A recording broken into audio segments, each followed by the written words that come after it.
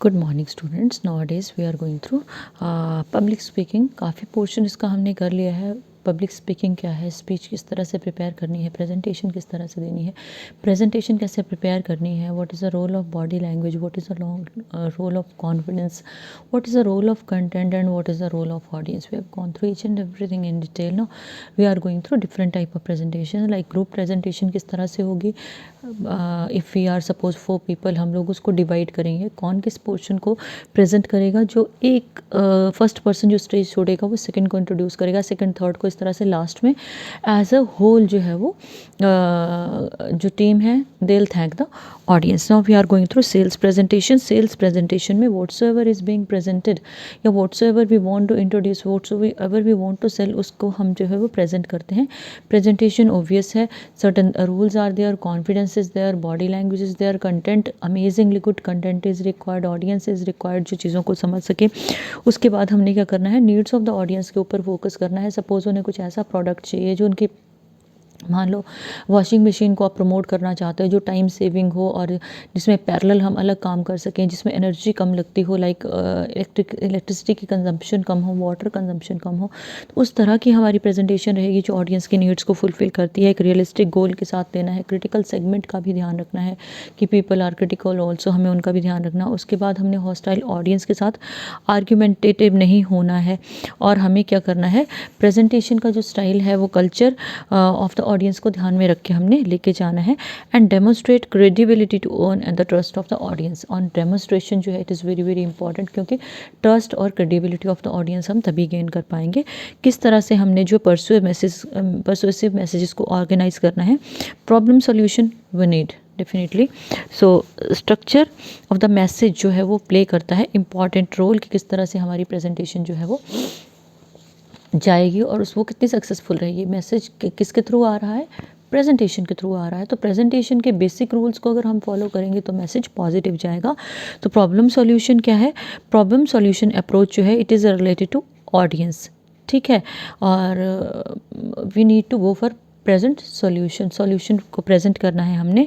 Once the members of the audience are convinced with the problem they are suggested the remedy to change the situation. तो उनको हमें remedy भी देनी है। अगर प्रॉब्लम कोई उठ रही है तो we need to go for the remedy. And comparative advantages, इसका जो एक रोल रहता है that is of comparative advantages. They it here presenter put several alternative side by side. एक ऑल्टरनेटिव नहीं देगा, अलग अलग तरह के ऑल्टरनेटिव वो देगा जहाँ पे जो है वो कंपैरिजन रहेगा। कंपैरेटिव इट मीन्स कंपैरिजन रहेगा। सपोज़ किसी बैंक की एडवर्टीजमेंट हम कर रहे हैं तो वहाँ पे हमें कितना रेट ऑफ इंटरेस्ट कितने ईयर्स के बाद कंपैरेटिवली दूसरे बैंक्स के में मिलेगा, that is very very important. Then we have to go for what is the next one is your criteria satisfaction. Criteria satisfaction, the plan it sets up criteria for a plan that audience will accept. Whatsoever will be acceptable by the audience, we need to go for that. हमें audience की requirements का ध्यान रखना है और किस type का culture है, ट्रेडिशन है, वहाँ की लाइफ कैसी है, उसको ध्यान में रखते हुए क्राइटेरिया सेटिस्फेक्शन के ऊपर हमने वर्कआउट करना है। सो हमें उस क्राइटेरिया को फुलफिल करने वाले प्रोडक्ट्स को ही वहाँ इंट्रोड्यूस करना है। Only then we can be successful. जैसे कि अगर सैलरीड एम्प्लॉयज़ के लिए हम प्रेजेंटेशन दे रहे हैं तो सेविंग्स को हम किस तरह से टैक्स सेविंग कर सकते हैं सेविंग में जाके।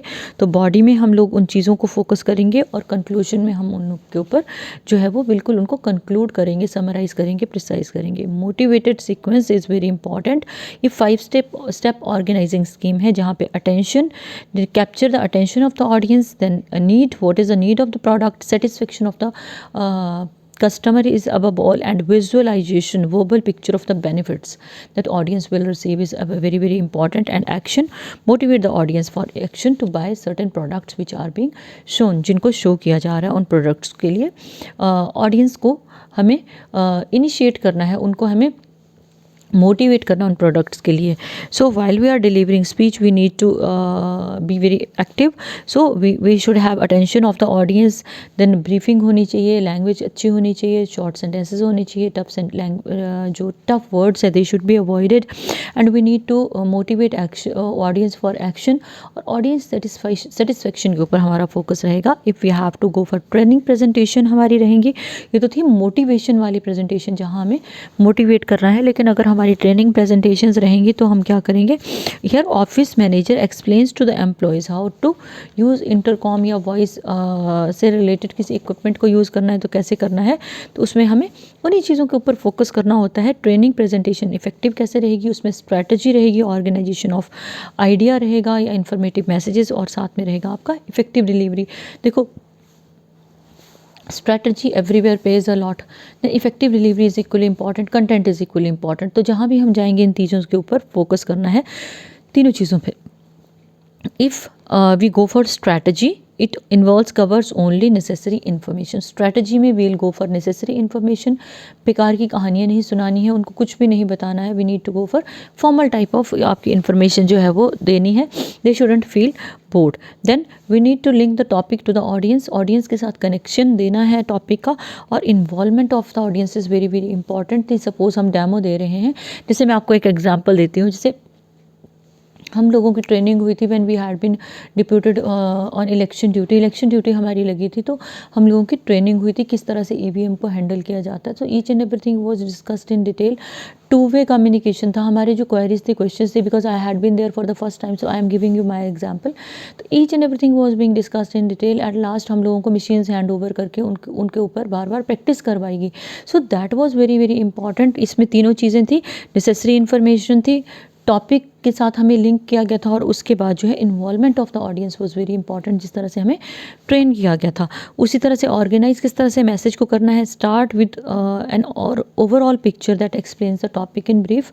प्रिसाइज करके, क्योंकि हम पहली बार गए थे, हमें पता नहीं था, तो हमें ब्रीफ में टॉपिक को बताया गया कि हमारी ड्यूटीज़ क्या हैं, या इन मशीन्स को हमने कैसे हैंडल करना है. उसके बाद emphasize the important points of the discussion, कि मशीन की हैंडलिंग में कहाँ कहाँ एरर आ सकते हैं, किस तरह के एरर होते हैं, वो डिस्कस किया गया. कौन कौन से परफॉर्मा भरना है वो डिस्कस किया गया. उसके बाद समराइज़ किया गया कि इन चीज़ों के ऊपर ध्यान अगर रखेंगे तो हमारे मिस्टेक होने की पॉसिबिलिटी ज़ीरो होती है. बिकॉज जब इलेक्शन ड्यूटीज़ की हम बात करते हैं तो हम लोगों को मिस्टेक करनी ही नहीं होती है. देयर पॉसिबिलिटी की हम बात ही नहीं करते हैं. वहाँ हमें एक्यूरेट डाटा जो है वो क्रिएट करना होता है, रिक्वायर्ड होता है. डिलीवरिंग द मैसेज, ऑडियंस का इंटरेस्ट बहुत ज़रूरी है. वॉइस ऑडिबल होनी चाहिए, सेंटेंसेस क्लियर होने चाहिए, वोकैबुलरी जो है वो इजी टू अंडरस्टैंड होनी चाहिए, और क्वायरीज़ को हमें अकॉर्डिंगली जो है वो हैंडल करते रहना है. Role of visuals in oral presentation, definitely they whatsoever we see it leaves a deeper impact. मैंने आपको बताया था कि आप एक मूवी देखते हो तो आपके माइंड पे वो इम्पैक्ट ज़्यादा रहता है एज़ कम्पेयर टू आपने एक नॉवल पढ़ा है. ठीक है, नॉवल मैंने रीड किया, कुछ रहेगा मेरे माइंड में, कुछ नहीं रहेगा. लेकिन मूवी की large number of things they will be in my mind for longer time period. So visual aids की हेल्प हमें लेनी चाहिए प्रेजेंटेशन में, क्योंकि वर्बल का देखो, अगर वर्बल है तो हम लोग जो 3 आवर्स के बाद 70% रिकॉल रहेगा, और 3 डेज़ के बाद 10%. अगर सिर्फ विजुअल है तो क्या होगा, 72% 3 आवर्स के बाद और 30% 3 डेज़ के बाद रहेगा. लेकिन अगर वर्बल और विजुअल है तो 85% रहता है, और 3 डेज़ के बाद हमारी 65% जो है उसके रिटेन रहता है माइंड में. तो विजुअल का फंक्शन क्या है, they make us feel comfortable, they make us realize the presence of the things, we can see properly, we can just feel the things. हमें ये पता चलता है कि एक्चुअल में चीज़ क्या है. ठीक है, things are related to each other, और इंटरेस्ट क्रिएट होता है. We can go through important points. उसके बाद टाइप ऑफ विजुअल कैसे, ऑब्जेक्ट्स, मॉडल्स हैं, फोटोग्राफ्स हैं, डायग्राम्स हैं, टेबल्स हैं, ग्राफ्स हैं. Objects and models enable audience to have real life experience. जैसे हमारी इलेक्शन ड्यूटी लगी थी तो हमने ईवीएम वगैरह का वो पूरा टच करके देखा था, पूरा उसको फील किया था. And photographs and video movies, definitely उन्होंने भी हमारी हेल्प की है. यूट्यूब पे जितना भी कंटेंट अवेलेबल था that was shown. So photographs and videos they make us realize, उस चीज़ को हम बार बार देखते हैं. जैसे मैं सपोज आपको आपका ही कंटेक्स्ट में एक एग्जांपल देती हूँ. किस तरह से होता है, जैसे आप लाइव क्लास लगा रहे हो, हम लोग क्लास में हैं, तो whatsoever is there it's once only, I will teach you once only, next day lecture won't be repeated. But जो विजुअल है, जो आपको हम लोग अभी सेंड कर रहे हैं ऑडियो विजुअल, तो वो क्या है, you can go through it again and again, again and again. जब तक कंसेप्ट समझ नहीं आता है, आप 10 बार देखो, 20 बार देखो, 50 बार देखो, तो ये आपके लिए पॉजिटिव एक मेथड है। So diagrams are there, 2 dimensional drawings are very very important. Then tables can be use for datas into rows and columns में हम उनको यूज़ करते हैं। Graphs can be use, line graph हैं, बार ग्राफ हैं।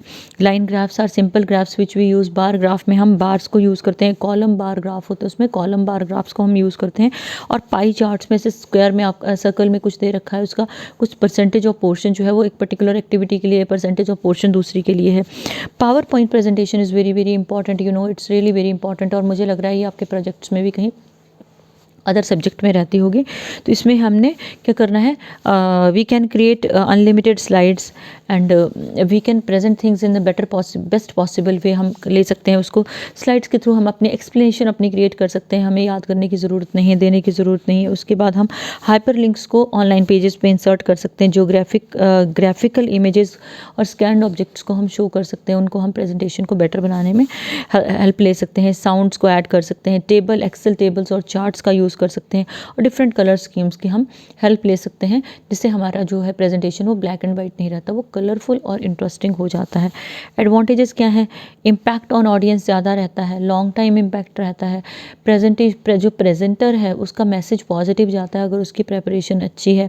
और उसके बाद क्या है, easy to operate है, video audio clips can be demonstrated and slide can be modified. Rules for power point presentation क्या है, स्लाइड में 4 से 5 बुलेट पॉइंट्स होने चाहिए। उसके बाद शॉर्टर फ्रेज होने चाहिए, लाइंस नहीं होनी चाहिए, बुलेट पॉइंट्स पे आपने पॉइंट्स लिखने हैं। चार्ट और ग्राफ्स को आप यूज़ कर सकते हो, एनिमेशंस को यूज़ कर सकते हो, उनके थ्रू आप एक्सप्लेनेशन कर सकते हो। लार्ज या स्मॉल फॉन्ट्स को अपने कन्वेंस के अकॉर्डिंग आप जो है वो यूज़ कर सकते हो।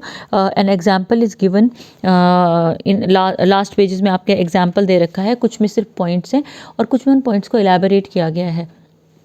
पॉइंट्स मान लो 3 पॉइंट्स हमारे निकलते हैं, पहले टॉपिक आएगा, फिर 3 पॉइंट्स उसके मेन निकले, फिर 3 पॉइंट्स को इलेबोरेट किया गया, तो 1 2 3 4 5 स्लाइड्स उसी की बन गई। उसके बाद हम कंक्लूजन की तरफ जाते हैं, तो 6 स्लाइड्स में हमारा जो है ये काम हो जाता है।